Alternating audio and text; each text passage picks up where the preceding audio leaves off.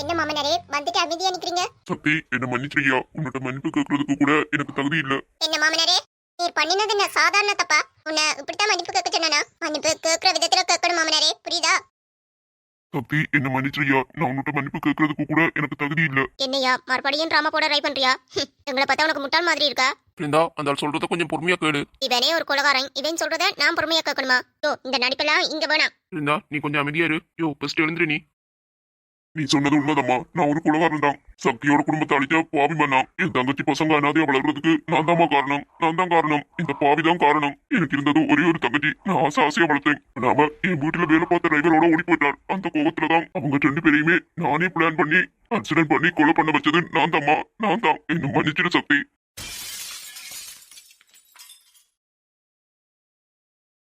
பாவி, என் புள்ளைய கொன்னுட்டியா? அது நீ பிளான் பண்ணித்தான் என் புள்ளைய கொன்னியாடா பாவி. ஏய், அநியாயமா என் புள்ளைய சாவடிச்சிட்டியடா படுபாவி. ஐயோ ஐயோ, பெத்த வயிறு பத்திக்கிட்டே எரியுது. உன்னை சுமந்த இந்த வயிற்றுல தானே அவளையும் சுமந்தை.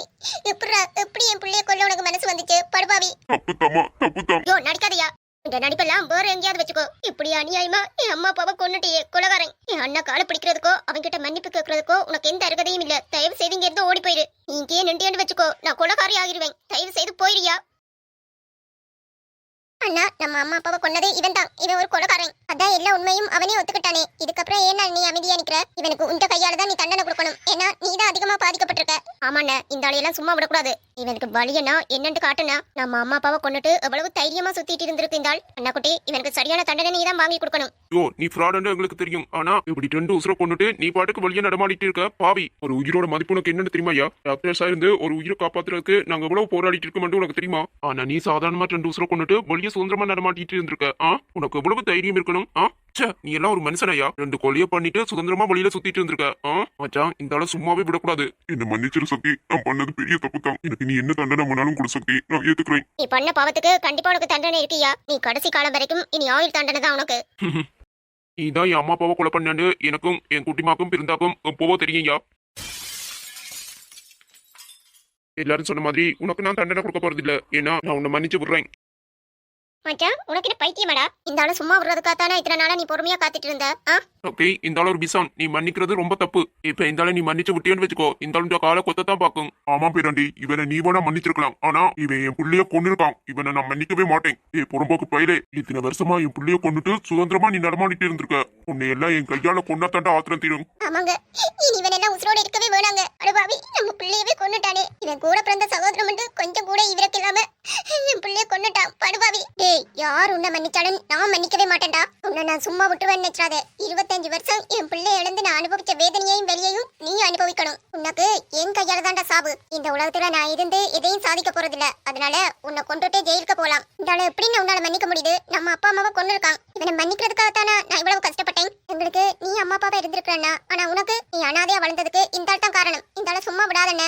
உன்னை கொஞ்ச நெஞ்ச பாடாப்படுத்தி இருக்கா இந்த ஆள். அது சொல்றது சரிதான். உன்னை கொஞ்ச நெஞ்ச பாடாப்படுத்தி இருக்கா இந்த ஆள். இந்த ஆளை சும்மா விடாத. ஐயோ, எல்லாரும் கொஞ்சம் அமைதியா இருக்கீங்களா? என் மேல மரியாதை இருந்தா இந்த விஷயத்துல யாரும் தலையிடாதீங்க. இவர்தான் என் அம்மா அப்பாவை கொண்டதுண்டு எனக்கும் குட்டிமாக்கும் தெரியும். ஏன்னா நாங்க தான் கண்ணாலேயே பார்த்தோமே. இதுல பாதிக்கப்பட்டது என்னமோ ஏன் குட்டிமா தான். அவளுக்கு பிக்ஸ் வரதுக்கு காரணமே இந்த ஆள் தான். அன்னையில இருந்து நான் அவளை எப்படி பத்திரமா பாத்துக்கிட்டேன்னு உனக்கு தெரியுமா? அந்த வழியெல்லாம் உனக்கு இல்ல. இங்க இருக்கிற யாருக்குமே சொன்னா புரியாது. உனக்கு தண்டனை கொடுக்கணுமா வேணாமா, இல்ல உன்னை மன்னிக்கிறதா மன்னிக்க கூடாதான்னு முடிவெடுக்கிறது என் குட்டிமா தான். குட்டி, நீ சொல்லுமா. இத்தனை வருஷமா இந்த ஆள் வாயில இருந்து தான் எல்லா உண்மையும் பெறணும்னு நாங்க வெயிட் பண்ணிட்டு இருந்தோம். இப்ப இந்த ஆள் அந்த உண்மையெல்லாம் கக்கிட்டான். இந்த ஆளுக்கு தண்டனை வாங்கி கொடுக்கணும்ன்றதெல்லாம் என்னோட நோக்கம் இல்ல. எனக்கு இருந்த கொள்கையே உங்க எல்லாரையும் நல்லபடியா வளர்க்கணும்ன்றதான். ஆனாலும் இவன் வாயாலேயே எல்லா உண்மையும் பெறணும்ன்றதான் என்னோட இத்தனை நாள் திட்டம். இப்ப சொல்லு குட்டி, இந்த ஆள் நாம நினைத்த மாதிரி எல்லா உண்மையும் கக்கிட்டான். இப்ப சொல்லு, என்ன செய்யலாம்? இவனுக்கு தண்டனை வாங்கி கொடுப்போமா இல்ல மன்னிச்சு விடலாமா? அக்கா, அந்த ஆளை மன்னிக்காதக்கா. இவர் தண்டனையை அனுபவிக்கணும்க்கா. மன்னிக்காத. சொல்லு குட்டிமா. நீ சொல்றது சரிதான் அண்ணா குட்டி. இந்த ஆளை மன்னிச்சிடலாம். அக்கா, உனக்கு என்ன பைத்தியமா? என்னக்கா நீ? இந்த ஆள் உனக்கு பண்ணாத அநியாயமா? சொல்லு பாப்போம். அந்த ஆளை போய் நீ மன்னிக்கிறேன்னு சொல்ற? அது நீங்க கோபத்திலையும் ஆத்திரத்திலையும் பேசிட்டு இருப்பீங்க. இந்த ஆளை கோர்ட்டு கேஸ் எடுத்தா எவ்வளவு காலம் உள்ள இருக்க போறாரு?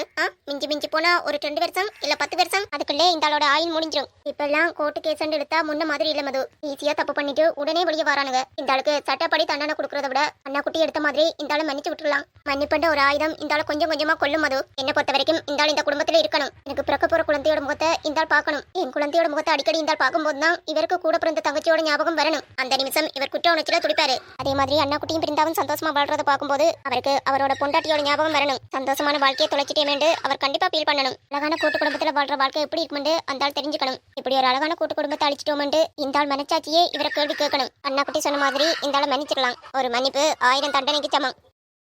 பயங்கர பிரில்லியண்டா தான் பேசிட்டு இருக்கா. இந்த கொலகாரனை என் பேரன் பேத்திவனா மன்னிச்சிருக்கலாம். ஆனா என்னால இவனை மன்னிக்கவே முடியாது. என் பிள்ளைய கொண்டு இவனை இதுக்கப்புறமும் விட்டு வச்சா என் பிள்ளையோட ஆத்மாவே சாந்தி அடையாது. இவனை இத்தனை வருஷமா என் பிள்ளைய கொலை பண்ணிட்டு நீ மட்டும் சுதந்திரமா நடமாடிட்டு இருந்திருக்க. இப்போ உன்னை விட மாட்டேன்டா. நீயும் செத்துரு. நீயே என் பிள்ளைகிட்டே போயிடுடா. இதுதான் நான் உனக்கு கொடுக்குற தண்டனை. அம்மா என்னடா ஆச்சு?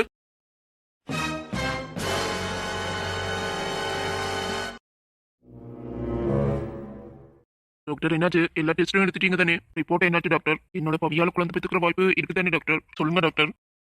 அருண், ஒரு டாக்டரா இல்லாம ஒரு பொண்ணா இதை சொல்றதுக்கு எனக்கு ரொம்ப கஷ்டமா தான் இருக்கு. இருந்தாலும் உங்ககிட்ட நான் உண்மையா மறைக்க கூடாது. என்னாச்சு டாக்டர்? ஏதாவது பிரச்சனையா? எனக்கு ஏதாவது பிரச்சனையா டாக்டர்? என்னால குழந்தை பெத்துக்க முடியாதா? எதுவா இருந்தாலும் சொல்லுங்க டாக்டர். அருண், உங்க வைஃபுக்கு எப்படிப்பட்ட ஆக்சிடென்ட் நடந்திருக்குன்னு உங்களுக்கு நல்லாவே தெரியும். உங்களுக்கு ஒரு குழந்தை வேணுமென்று நீங்க எதிர்பார்க்கறீங்களா?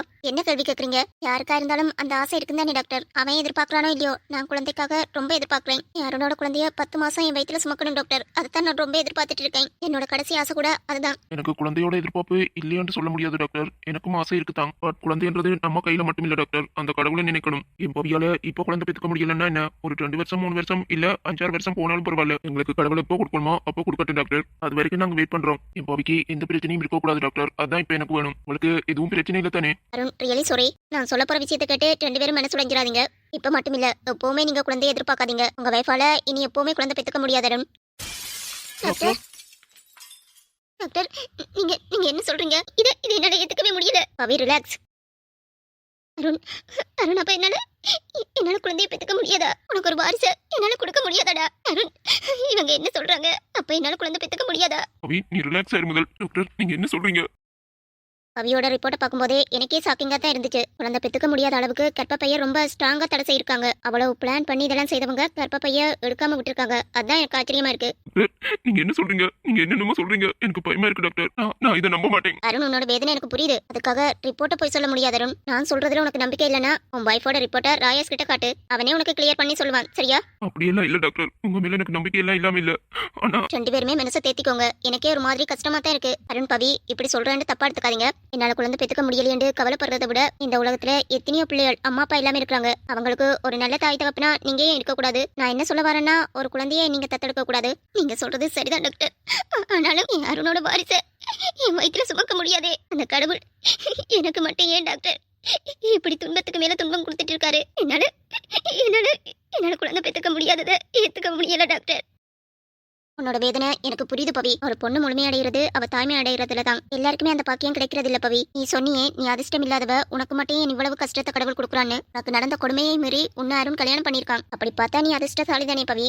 மனசை தேத்திக்கோமா. உன்ன மாதிரி இந்த உலகத்துல எத்தனையோ பொண்ணுங்க இருக்காங்க. அவங்க எல்லாம் குழந்தை பெத்துக்க முடியலையான்னு கவலைப்படுறதை விட ஒரு குழந்தையை தத்தெடுத்து வளர்த்தா அந்த குழந்தைக்கும் ஒரு குடும்பம் கிடைச்ச மாதிரி ஆயிரும். உங்களுக்கும் ஒரு குழந்தை கிடைச்ச மாதிரி ஆயிரும். இது நல்ல விஷயம் தானே பவி. இது உங்களோட விருப்பம். இருந்தாலும் நான் சொல்றேன் பவி, இதை பத்தி எல்லாம் யோசிக்காதீங்க. அருண், அவங்கள பாத்துக்கோங்க. சரிங்க டாக்டர்.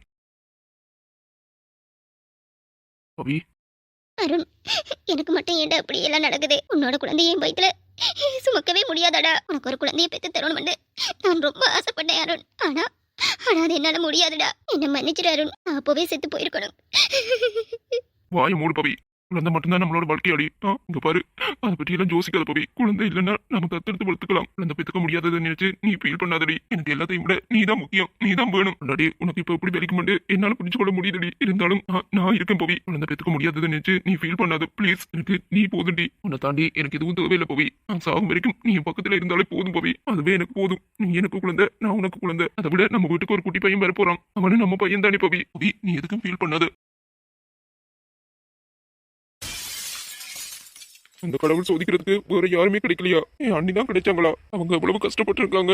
இப்போ கூட அவங்களை இப்படி கஷ்டப்படுத்தி பாக்குறியே ஆண்டவா, இதெல்லாம் உனக்கு நியாயமா? என் ப்ரோவும் அண்ணியும் பாவம்.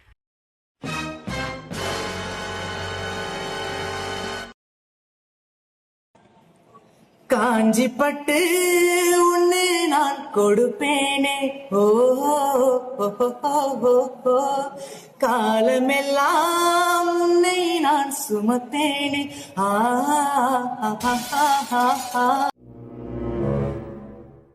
மீரா மீரா எதுக்கு உடனே பார்க்கணும்னு வர சொன்ன? மீரா உன்னதான் கேட்கறேன், எதுக்கு என்ன பார்க்கணும்னு வர சொன்ன? அன்னைக்கு இன்னும் கொஞ்ச நேரத்தால குழந்தை பிறக்க போகுது மீரா, அதனால தான் ஹாஸ்பிட்டல்ல நின்றேன். நீ வர அவசரமா கூப்பிட்டியா, அதான் வந்தேன். என்னாச்சு மீரா? ஓய் உன்னதான் கேட்டுட்டு இருக்கேன், எதுக்கு இப்ப அழுதுட்டு இருக்க? ஏதாவது பிரச்சனையா? மதன், அது அது வந்து எதுவா இருந்தாலும் சொல்லு மீரா, என்னாச்சு? மதன், அது என்ன கையில? என்னது அது? காட்டு.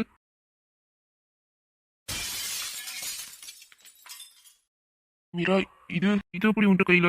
இது என்னோடதுதான் மதன். இப்பதான் டெஸ்ட் பண்ணி பார்த்தேன், அதுல 2 கோடு விழுந்திருக்கு. எனக்கு 2 வீக்காவே டேட் தள்ளி போயிட்டு இருந்துச்சு, அதனாலதான் இதை வாங்கி டெஸ்ட் பண்ணேன். நான் கன்சீவா இருக்கேன் மதன். மீரா என்னோட சொல்ற, இது இது உண்மையா? மதன், இது ஒவ்வொரு பொண்ணுங்களுக்கும் எவ்வளவு பெரிய விஷயம் தெரியுமா? ஆனா என்னால சந்தோஷப்பட முடியலடா. ஏன்னா கல்யாணம் ஆகாம ஒரு பொண்ணு மாசமாயிட்டா இந்த சொசைட்டி எப்படி எல்லாம் தப்பா பேசுவாங்க தெரியுமா? மதன், எனக்கு ரொம்ப பயமா இருக்குடா. மன்னிச்சிருடி, உன்னை இந்த நிலைமைக்கு கொண்டு வருவேன்னு நான் சத்தியமா எதிர்பார்க்கல. அன்னைக்கு நான் அவசரப்படாம இருந்திருந்தா இதெல்லாம் நடந்திருக்காதுல்ல மீரா.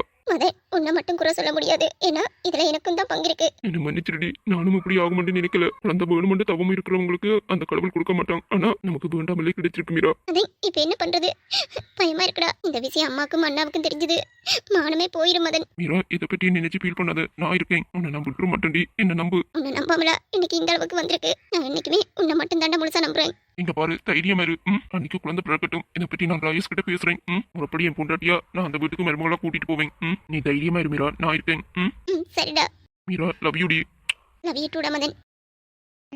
பிறவியில் இன்னொரு பெண்ணை சிந்தையிலும் தொடே பிரிதோர் பக்கம் மனம் சாயா பிரியம் காப்பே செல்ல கொலுசின் செலுங்கள் அணிந்து சேவை செய்வே நெற்றி புட்டில் முத்தம் பதித்து நித்தம் எழுவே கைப்பொருள் யாவையும் கரைத்தாலும் கணக்கு கேளேன் ஒவ்வொரு வாதம் முடியும் போதும் முன்னிடம் தோற்பேன் கண்ணே கனியே உன்னை கைவிட மாட்டேன் சத்தியம் சத்தியம் இது சத்தியமே.